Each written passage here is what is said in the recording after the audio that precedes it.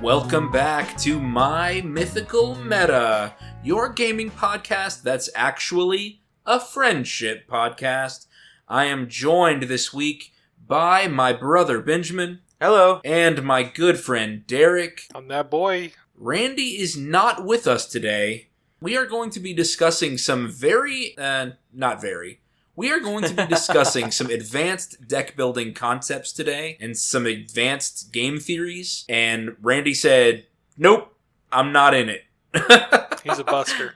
Randy said, I'm not a part of that. I think Randy is more of a fly by the seat of his pants deck builder. Yeah. You know, Benjamin, Derek, and I were working on the deck doctor for our first deck that was submitted by a patron. That is another perk you can get for joining our Patreon. But we were working on a deck doctor, and it was almost like Derek was like an actual doctor. Looking at levels and, you know, adding here, subtracting there, looking for the symptoms that might cause the deck to fail or whatever. And I felt like I was more of like a 1920s, like, I don't know, just attach some leeches and bleed some out. Let's try to balance his humors or whatever. Right. And maybe Randy's more of a witch doctor. He must be doing something because his decks have been fire lately. Yeah. But yeah, I think Derek is like Dr. House. He's the one who sees the thing and says it's not lupus. It's a werewolf. Yeah. So, Benjamin, what kind of doctor are you, do you think? I'm a legal doctor, a jurist doctor. Oh, that's right. A back alley, got a hacksaw, works out of a veterinarian clinic. Oh, no. He's the guy who was a doctor, but then broke too many rules and got discharged. Does favors for the mob. No, I'm probably the doctor that you don't be left alone in the room with. No, Benjamin's the administrative doctor. There you go. He's the doctor that is now just head of the ER, and he just has to do schedules all day. Yeah, that's that. Yep.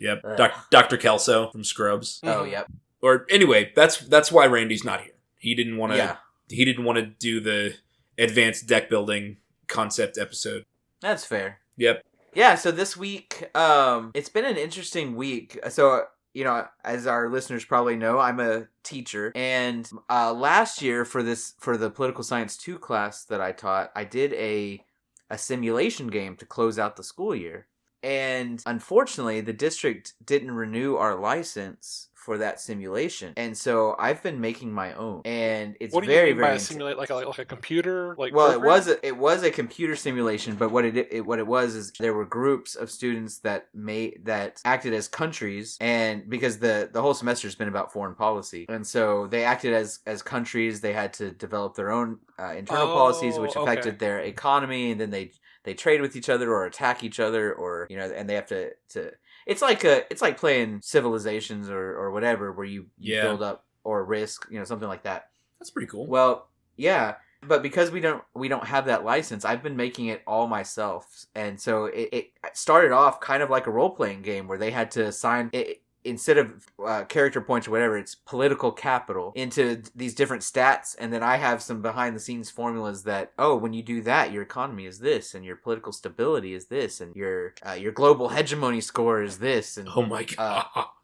That's so cool. That's awesome. And so then we had a little model UN where it's like, they were all saber rattling at each other and forming alliances, and they've kind of gotten into it. People will come into my room. Have you published the next era yet? Can we see how we're doing and how our war went and stuff? Like, yes. It feels a little bit like creating Martian Colony, and I'm happy to find something that the kids are actually into. It's been a rough class, but they all seem to kind of like this. So I would live for that. I know. That sounds like so much fun. One class I had in college, we had a similar thing. It was less kind of like economies, but it was all framed. We were settlers from like Battlestar Galactica. I think the teacher was a fan, and she wanted us, like, we were like going out in like settlement ships or whatever, and we landed on different places on the Earth, or this new planet, and we had to, you know, Group A is farmers, Group B is, merchants or whatever. I don't remember what I was,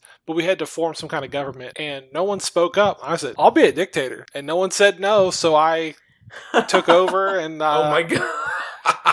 and everyone's like talking about their thing. Yeah, we're a democracy. It's like, nah, I'm a dictator. I make all the rules, and I guess I don't know. Everyone just like thinks that democracy is like the only right answer. Right. I can be a benevolent dictator. Y'all just haven't seen dictatorships do good like I will. Yes, I am Papa, and you are my children, and we will kill the other children. That's very Anakin Skywalker of you. Yes. I love it. Well, guys, tomorrow is my first day at the game store. Good Cool. luck. Welcome Yeah. back to the capitalism teat. I know. Welcome back to the grind. I'm Yeah, gonna be at work and be like, man. So did y'all They're watch gonna look at Bachelor you on like Monday? you're crazy. What'd you say? They're gonna look at you like you're crazy. I got to get in on that water cooler talk though. You know. Yeah. Scuttlebutt. But You gotta hit him with like, did you watch the newest episode of Rick and Morty? Did you watch the Oh, new man, episode have of y'all- Fallout? I was just about to say that. Have y'all watched Fallout? I have not watched Fallout yet. Have y'all? I watched the whole No. thing in like 1 day or 2 days. It was great. I loved it. Good. I loved it so much that I was willing to dust off Fallout 4 and play that game. God, I'm having such a miserable time trying to like chug through it because the engine and like gameplay feels so dated. Yeah. I feel like I'm driving a bus when I've been driving race cars in Cyberpunk, like sliding Oh, around. God, Everything I feels so know. fluid in Cyberpunk, and then I'm trying to do a 3-point turnaround in a bus in an alley. God, it's miserable. Yeah, I got Marin to start watching Pokemon Horizons. Ooh, okay. So I get to watch a show with a plot now, guys. While Marin just says, Pikachu, Charizard. And I'm like, yes, look at them. And then some Pokemon will get hurt and Marin will go, he's sad. Oh yeah, he's sad because he lost the battle. It's very fun. Great. Well, all right, guys. Let's start off with our patron call out. We are calling out our number 1 patron, David. David, step Woo! forward and receive your medal. We are doing this one for you, David. We are continuing with some advanced deck building, and we love your feedback. David is the one who sent us his first commander deck that we're doctoring, that we're working on, to give him some tips and tricks. And we want to share our knowledge with David and with anyone else out there who's getting into either Magic the Gathering or any of these card games. A lot of the concepts that we talk about today are actually relevant in more than just Magic the Gathering. I know that Curve is relevant in things like the Dragon Ball Super card game. I know that it's a topic in Hearthstone. Any game that has you accumulating resources throughout in order to do bigger things later in the game, that's going to be relevant for. So obviously we're going to be talking about Magic here, but the concepts here are bigger than just Magic. Listeners, if you want to become a patron, you can join our Patreon at patreon.com/mymythicalmeta. Benjamin, what's the first perk for our patrons? if you join our Patreon, you will receive an exclusive 20% off coupon code for EldoradoGaming.com, where you can buy shiny dice and premium gaming accessories to help level up your gaming experience. Of course, you get the 10% off code by using promo code META, but get that extra 10% off by joining our Patreon. If you're planning to buy anything at EldoradoGaming.com, subscribing to our Patreon basically pays for itself with just that code. Derek, what other perks do we get? Early and ad-free content. I know what you're thinking. I hate ads. Hey, buddy, me too. $4 a month, they're gone. We'll throw them in the trash for just you. That's right. For $1 per episode, you can get the content from this channel early, several days early. And you will get access to the My Mythical Meta Discord server, where you can chat with us. All 4 members of the Meta are active on Discord, so we are ready for more people to join. Derek, what's our surprise perk this week? Oh, I got a special one for you today. For the next listener that subscribes to the Patreon, we are going to mail you a copy, first edition, Necronomicon. Knowledge and the curse will be yours. Which member of the Meta is holding on to the Necronomicon right now? Me. That's why I've been Oh. looking so ragged lately. You're stuck with it? Yeah. Man, you are really looking forward to a new patron, huh? Yeah, please. I'm on my hands and knees, guys, begging you. That's awesome. Well, let's get to our advanced deck building concepts. We've got a couple to go through today, and the first one that we're going to discuss is curve. Benjamin, as our resident doctor administrator, can you introduce to us the concept of curve? Sure. So curve stands for, or short for, resource curve, or in Magic we call it mana curve. The idea is that if you organize your game pieces, your cards, by how many resources you have to spend to use them, you should have some that cost very few resources that you'll be able to play early, and some that cost a little bit more that you will be able to play as the game progresses, and then some that cost a lot that you'll only be able to play once you've accumulated lots of resources at the end of the game. And we call it a curve because when you lay them out, if you organize your cards based on how much mana they cost, for example, you should only have a few for the early game and a few for the late game, and the distribution of those cards looks like a normal curve, right? Like a bell curve. Looks like a bell curve. Yeah. And so for the rest of this discussion, we'll be talking about Magic cards and the mana curve, because mana is the resource you use most of all to play your cards. And of course, the distribution of that curve is going to vary depending on the strategy of the deck. But in general, right, you should organize the costs of your deck based on when you are trying to accomplish certain things throughout the game. And so, Travis, start us off by talking about where you put your commander on the curve. Your commander in Magic is a card that you always have access to. It exists in a separate zone on the battlefield called the command zone, but I like to just pretend that it's in my hand. It's in my hand all the time, and I can always cast it. So I should treat it like another Magic card that's in my hand, and I'm going to put it in my curve according to its own mana cost. So I've got the cheap cards that can be played early, I've got expensive cards that can be played late, and then I have my commander that can be played in its normal spot on the curve.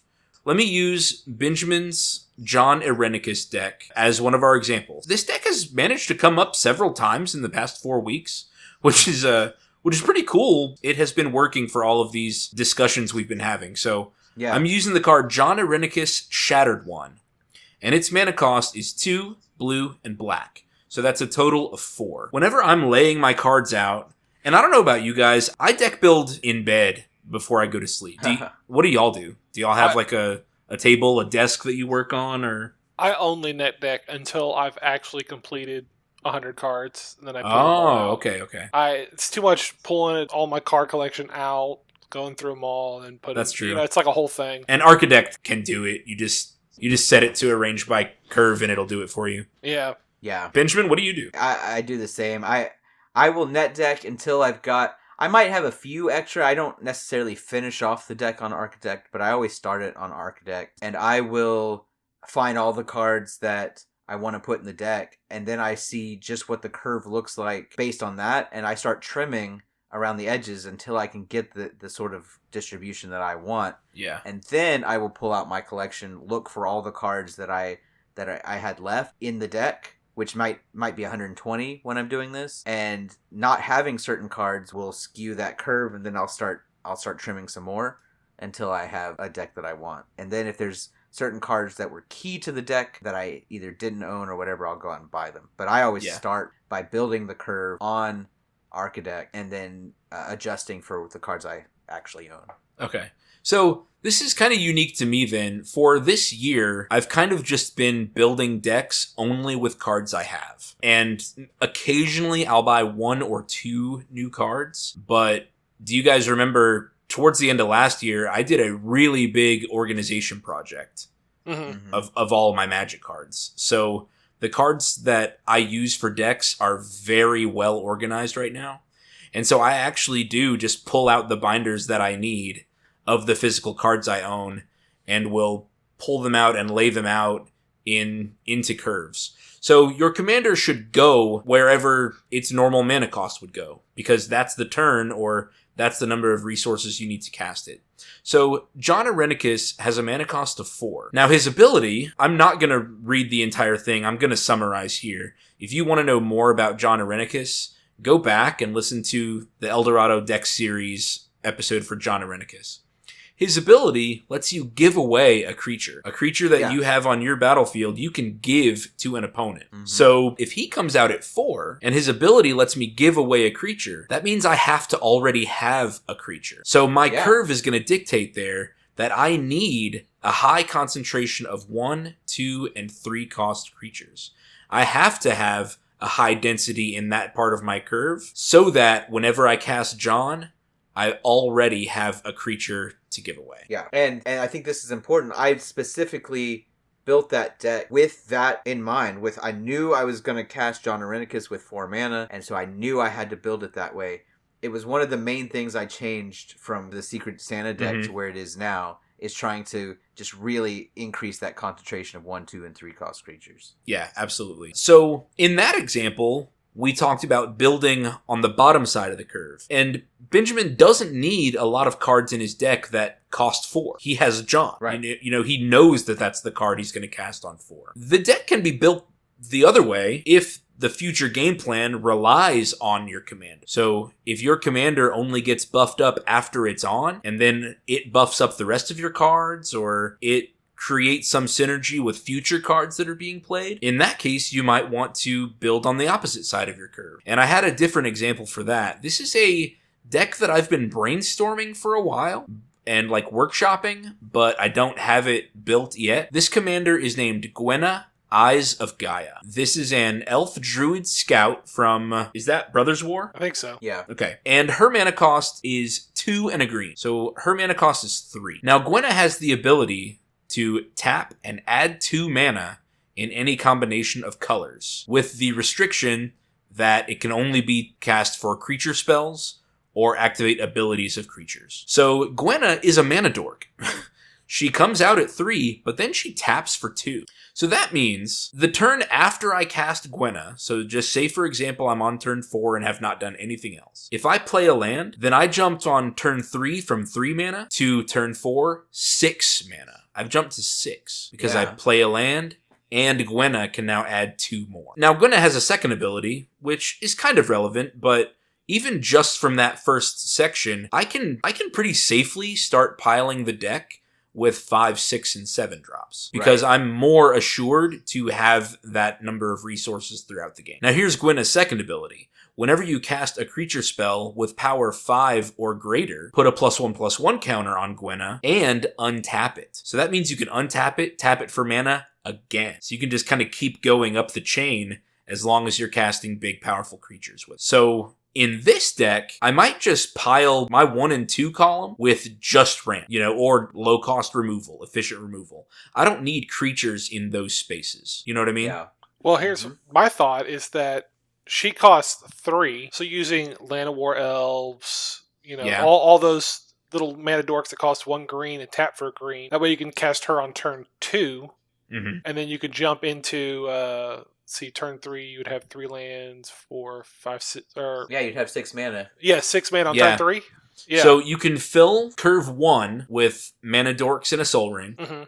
Yep. Fill curve 2 with, I guess, more ramp if you want to, but removal. One of my favorite 2 mana removals is Deglamour. Yeah. Which targets an artifact or an enchantment and has your opponent shuffle it into their deck. So nice secret tech out there for anybody looking for green removal. But anyway. Broken Bond. That's a keeper. Bond. That's a keeper, absolutely. Broken Bond lets you destroy an artifact or enchantment and play a land from your hand. Good call, Derek. That's one of my other staples that I throw in lots of green decks too. Yeah, you really made me a believer out of that one.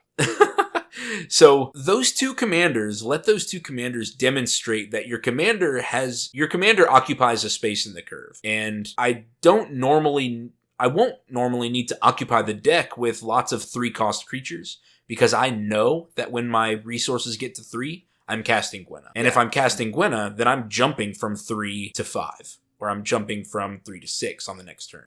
Does that make sense, Benjamin? I don't know if I explained it very well. No, yeah, I think it makes perfect sense. Yeah, that you know what you're doing with the mana when you have enough to play your commander. You know you're playing your commander which means you need to be finding out what do I need to have on my board to make my commander effective. Yeah. And what do I want to make sure I have the turn after I play my command? So a great example of this is my Orvar deck. Yeah. Orvar is a 4-mana creature, and it says when you target something with an instant or sorcery, you can copy that permanent. If it's your own. And so whenever I play Orvar is going to attract removal. Right? I know that. Oh, yeah. It's not getting back around to me. So I want both something in play that I can target and probably a 1-mana instant that targets. So that means I'm probably playing Orvar on turn 5, and I need something else in play, and I need an instant. So I know that my early curve is going to be filled with low mana cost instants. My middle curve is going to be filled with things worth copying. And I'm probably going to have very few high mana cost things. I'm just going to need finishers at the end once I've done copied a bunch of things for cheap and fast. Once I done copied my Seagate Oracle a couple times. Yeah, once I've drawn a few cards and yeah. Once you've copied your Caged Sun a few times. Right. And I'm glad that you brought up the 2-mana removal, because in the example that we were using, that 2-mana removal is either going to be used on turn 2 as you're going, if you're waiting till turn 3 to play Gwenna, you're basically needing to stall at that point, right? Yeah. Playing your D-Glamour, or you're playing a blocker, right? You might play a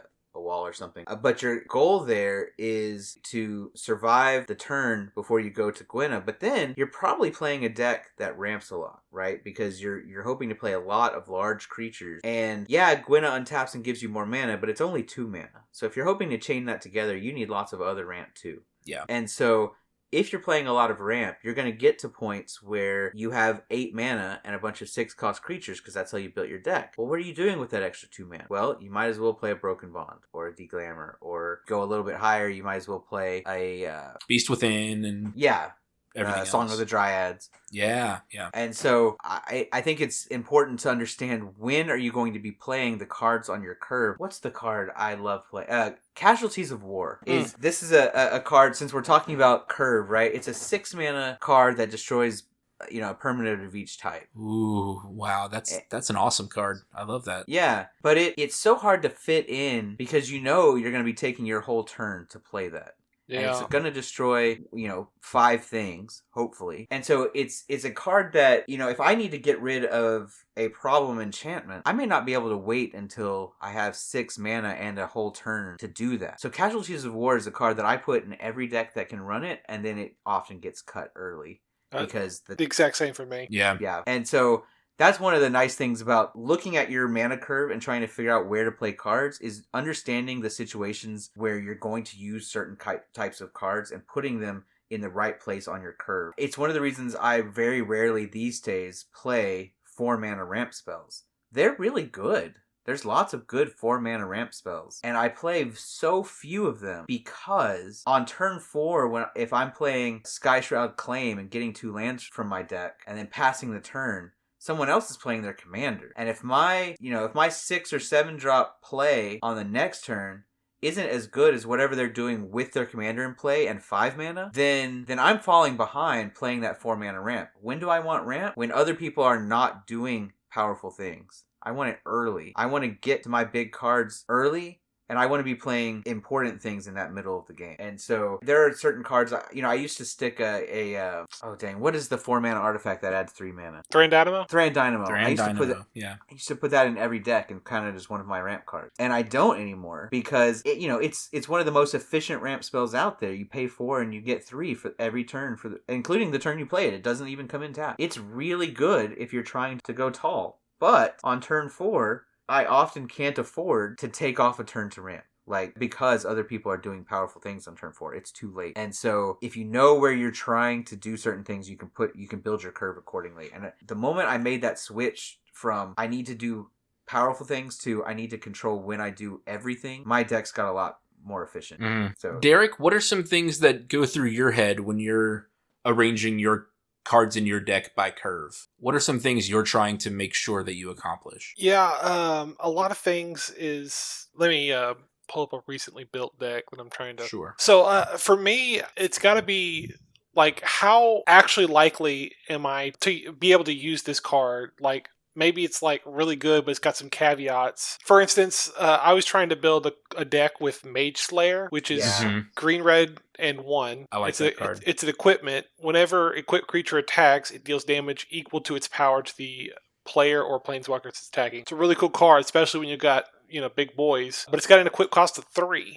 So basically, that's asking me to spend 6 mana on my turn, and that might be eating up any kind of protection spells that I might need, or I could be playing something else. And of course, you don't have to play them all at once, or, equip and play and equip. But I gotta be realistic. It's like, am I gonna be able to do this? Would I rather do this, or would I rather do, I don't know, what's a 6 mana, an Atali or something, Yeah. So yeah, it's just, a card like this, you really want to play the card and equip it all at once. So you have that kind of alpha strike factor that people can't react to. Mhm. Because if you just let Mage Slayer sit on the battlefield for a turn, you give everybody a chance to get rid of it. Or get rid of the creature that you're going to Yeah, attach it to. get rid of the creature or the Mage Slayer, in which case you will have wasted the 3 mana because you never got its ability. It would have been a 3 mana do nothing. It's rarely worth it. I don't feel like it's personally worth it in our meta, because it almost certainly will be removed. If we were playing, 5 years ago when we were just starting out, that would have been on there all game, and it would not have been a problem. But now I'm running equipment that's like low to the ground, like Shadow Spear and Tarion Soul Cleaver or something like that. They're like 1 mana artifacts that equip for like 2 with some neat, abilities. Like Shadow Spear gives +1/+1, trample, lifelink, and then you can pay 1 to make your opponents lose. Hexproof and indestructible. Wow, Derek, I had never heard of Tarion Soul Cleaver before in my life. It's new, so that's fair. But this is great. I assume it's in your Elenda deck? Yeah, I think so. It comes down for 1, and then equips for only 2. Equipped creature has Vigilance. Whenever another artifact or creature is put into a graveyard from the battlefield, put a +1/+1 counter on equipped creature. So Elenda would be doubling up all of those death triggers with +1/+1 counters. Mm-hmm. She's growing twice as strong at the same speed. Yeah. Things like that, like, okay, so I play a lot of green. I mentioned it in an episode. I don't know if it's going to come before or after. Colossal Majesty, which lets you draw a card on your upkeep if you control a creature with power 4 or greater. On paper, that's okay, I guess, but, how many times am I going to have a creature with power 4 or greater? Is it going to survive till the next turn? There's just so many ifs that really start turning me off of a card. I basically, when I'm making a deck and I'm categorizing them, or, putting them in their little categories about what I think, they're going to be used for, like card draw, battlefield pressure, whatever, I try to determine what the floor of this card is. Like, what's the absolute worst situation this card's going to do?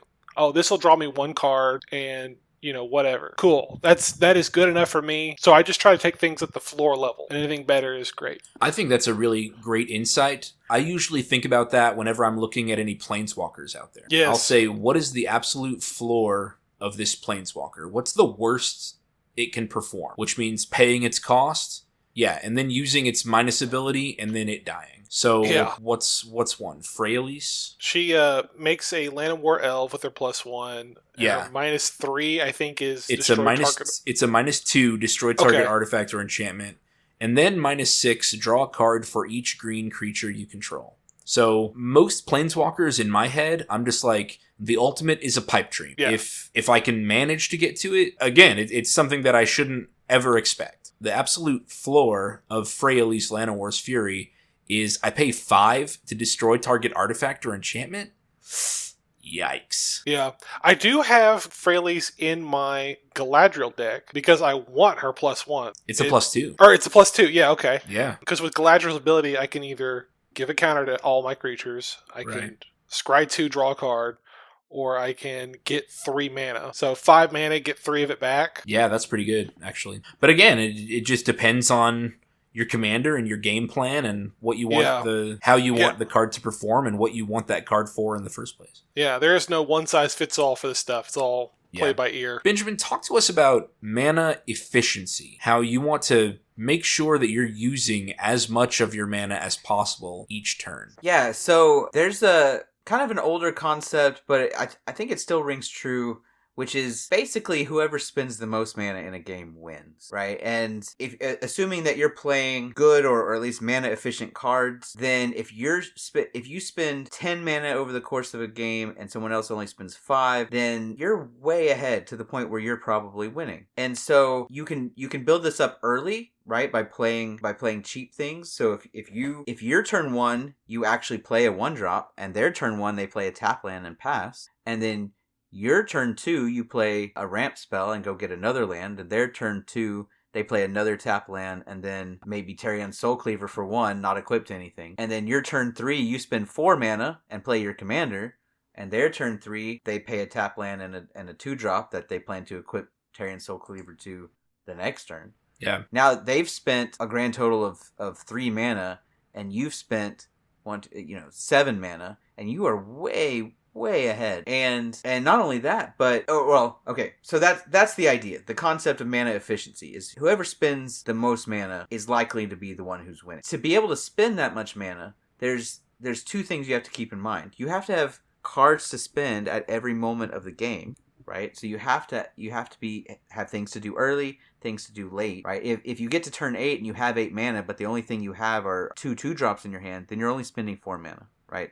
Right. Those 2 mana spells are likely to lose to someone's 8 mana spell at the same point in the game. So you need cards at every point in the curve to be able to spend all your mana. And you also, if at any point you're unable to spend the mana, it's like you don't have, right? You just went a turn without using 2 of your lands, then those 2 lands were useless to you. And so with all those things in mind, you should build your deck so that if you don't want expensive cards in your deck for whatever reason, maybe you're an aggressive deck or a combo deck or something, you need cheap cards that you can play while you're doing other things. So for example, if you have a 3-drop commander, you have a commander that costs 3, but you know that you're also going to want to play a 2 mana Arcane Signet, right? That means it's going to be very common for you to have 4 mana available to you on turn 3, because you play your land on turn 1, turn 2, turn 3, and you played a mana rock on turn 2. Well, in order to be mana efficient, you need something to play with that 1 extra mana you're going to have regularly on turn 3. And ultimately, if you know you're going to be able to play your commander, then you also want something that'll synergize with your commander,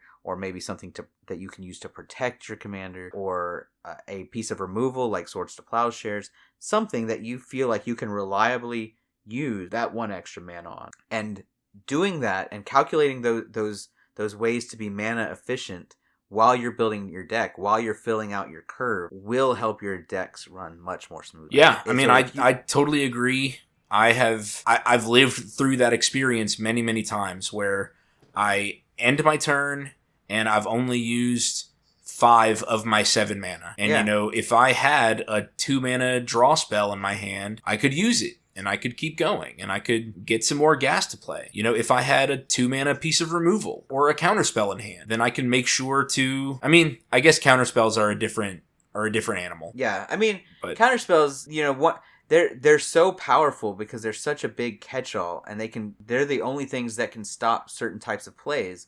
And so they're very, very powerful, but their biggest drawback is that you will sometimes be mana inefficient while you decide whether or not you're going to hold up counter spells. Yeah. I'm glad you brought those up. Ultimately, if you know you're going to be playing counter spells, that's another part of deck building. You don't want to be playing a lot of 6-drops, even if you're getting to 6 mana regularly, because you know you're going to be wanting to hold up a 2 mana counter spell. So you need to be playing 4-drops and get to 6 mana regularly. Yeah. And I can't tell you the number of times where I've held up the mana for a counterspell and then countered something because I want it to be mana efficient, and then the very next turn there's something I wish I'd saved that counter for. Yep. And that just comes with skill. It just comes with practice. Yeah. And also you can't see the future. You don't know. Yeah. Well, if you were a good blue mage, you could. I'm not a good blue mage. Just like Benjamin saying a couple episodes ago that he's not a red mage. Yeah, no, I'm not. Yeah. The impulsive draw is just hard for me to get my head around. I don't want to lose access to resources. I'm not a white mage because it's so slow, so miserable. What'd you say? You're just not a white mage? Not a white mage. Like, their ramp and their efficiency is miserable to me. Yeah, I really struggle with blue, honestly, because it has me making those 3 turns ahead decisions that I'm just not super good at. Mm-hmm. So yeah, your curve and your mana efficiency are all about making sure that you build your deck to be used in the best way. Start making predictions and scenarios about, how your cards of different mana values can be played in turns together, I guess. Yeah. I mean, is that a reasonable thing to ask a deck builder to do? Come up with, you have 60 non-land cards,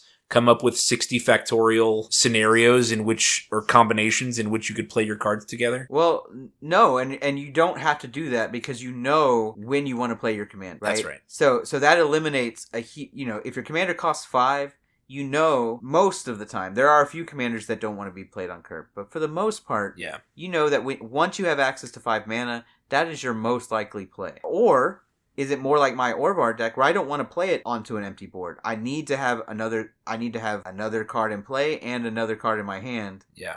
To make it work, or else I'm doing something else. But knowing what your game plan is, especially around playing your commander, I think is part of the deck building process. Yeah. And then you go through, am I a controlling deck? Okay, then I need, or a mid-range deck. Okay, I need a certain number of removal spells and stuff. We know that we're going to need card advantage. That's something we're going to talk about later. How am I getting it? Card advantage is often taking a turn off to refill your hand or whatever the equivalent is for your strategy. Well, when are you going to take that turn off? Yeah. Good deck builders will follow our template from I think it's last week. As of the recording, I don't know when this one's being published, but great deck builders will playtest their deck and realize when things are happening, or hey, the game plans aren't going the way I assume that they would. I need to double back and change the costs on cards that I'm playing and try again. I think that's a really, really sound judgment. Do we want to talk about card advantage now, just as a concept? Do we want to jump ahead and do card advantage? Is there anything else on curve that we need to talk about? I will say that curve was one of the very first things that Benjamin taught me about building my own Magic deck, because I think I had showed up to a Friday Night Magic with, a bunch of 5-drops and lands. Yeah. Because they were the cool cards I wanted to play. Yeah. And then Benjamin was like, well, listen, you want to be taking actions on each turn. And so you want some 1-drops, some 2, some 3. That way you can do things each turn. And that probably was my first Magic the Gathering leveling up from level 1 of knowing the rules to level 2 of actually thinking about deck building, was Benjamin teaching me about curve. So I really want listeners out there to think of that during their deck building.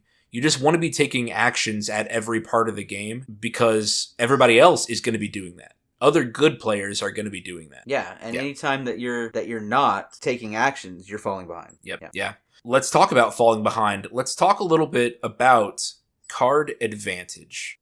Card advantage is very similar to mana efficiency, right? If you are playing high quality cards, then whoever plays the most cards wins. This is not entirely true because card advantage exists in different ways.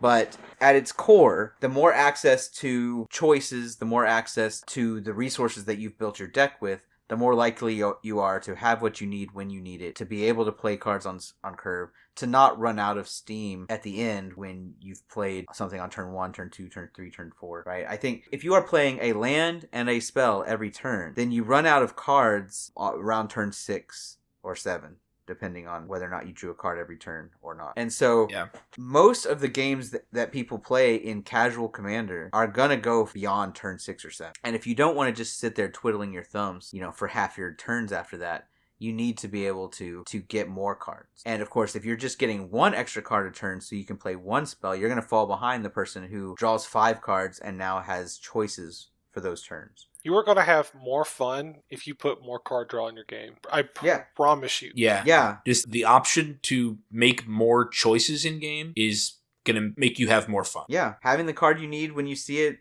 seeing the cards you love more often, definitely. So card advantage is seeing and using more cards than your opponent does over the course of a game. I wanted to add this in. You had kind of mentioned it, but I wanted to kind of make it a little more succinct. We talked about mana efficiency, that the general rule is that the person who spends the most mana wins a game. Well, card advantage is the same. The person who sees and uses the most cards is usually the person to win the game. Card advantage is just a little different, though, because everyone at the deck is coming with that same number of resource, 100 cards. Yeah. So, card advantage is actually something that, you don't have to be an accountant for or a mathematician for, but you can almost keep track of it as the game goes if you wanted to, and people who are playing online, well, the online interface is doing that for them. How many cards are in their deck? How many cards are in their graveyard? How many cards are in their hand? The UI is keeping track of that stuff for these online players. Mm-hmm. So if you see more cards than your opponent does, you will have more options than your opponent does. And the general kind of rule of thumb is that those players are more likely to win. Yeah. Okay, so some basic concepts for card advantage. When you play a card, it is going to do one of a few things. Either it is going to replace itself, draw a card, in which case you are even for the number of cards you have. You have played a card and got a card. It will become a permanent on the battlefield. If you play a card and it becomes a permanent, well, you no longer have that card in hand, but now you have something in play.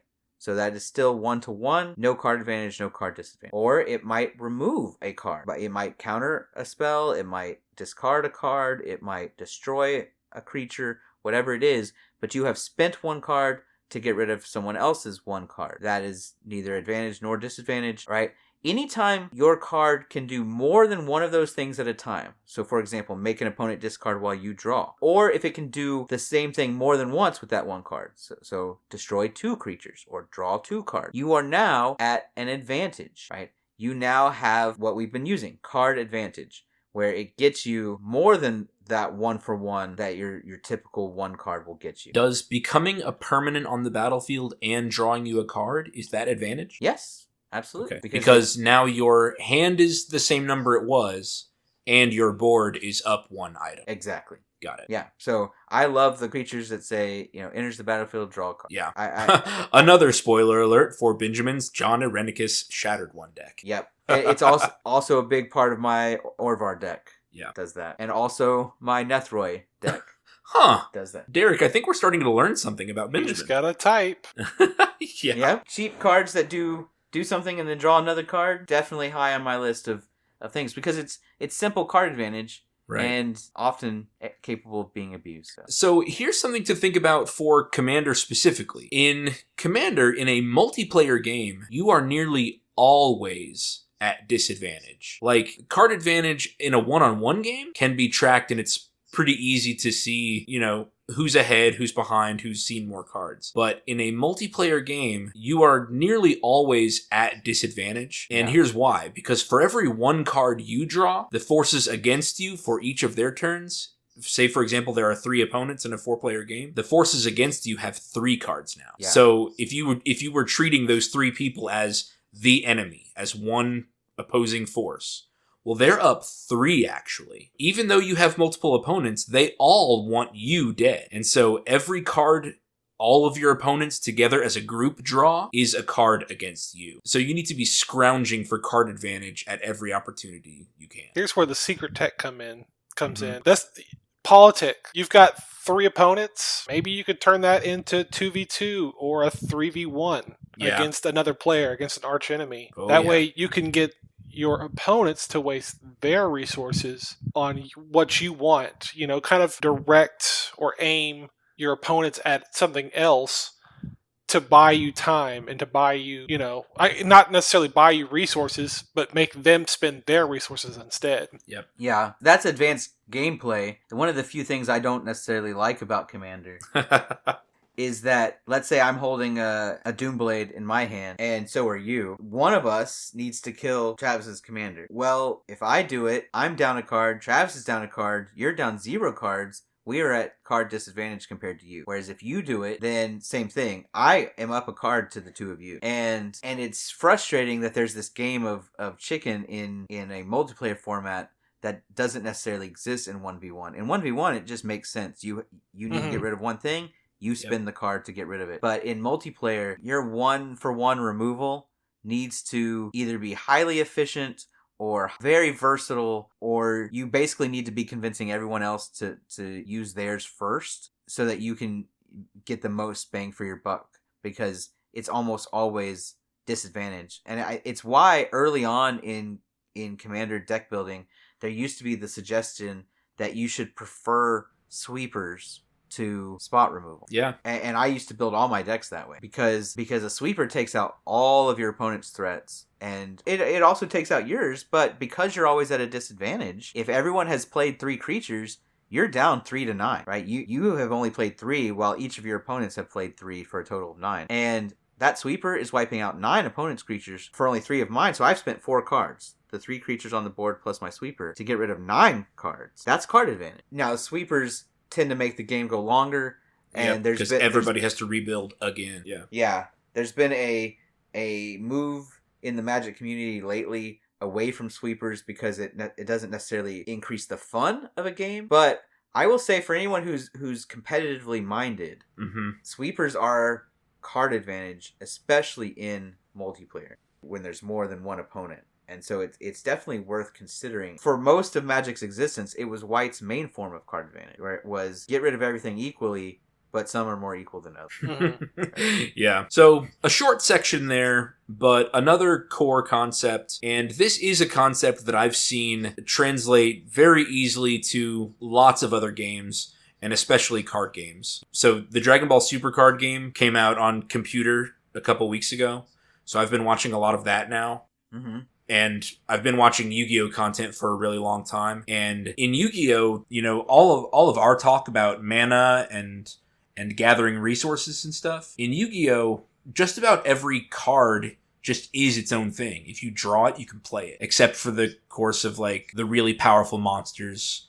So like ritual monsters or 7 or 8 star or special monsters or anyway. So the card advantage though is super important. If one of your cards can take out 2 of your opponent's cards, that is huge. Like card advantage is king in a game like Yu-Gi-Oh! That doesn't have, lands or a resource that you have to build up. Isn't one of the most powerful cards in Yu-Gi-Oh's history just a card that says draw 2 cards? Yeah, absolutely. It's a card called Pot of Greed. Pot of Greed, all it says is draw 2 cards.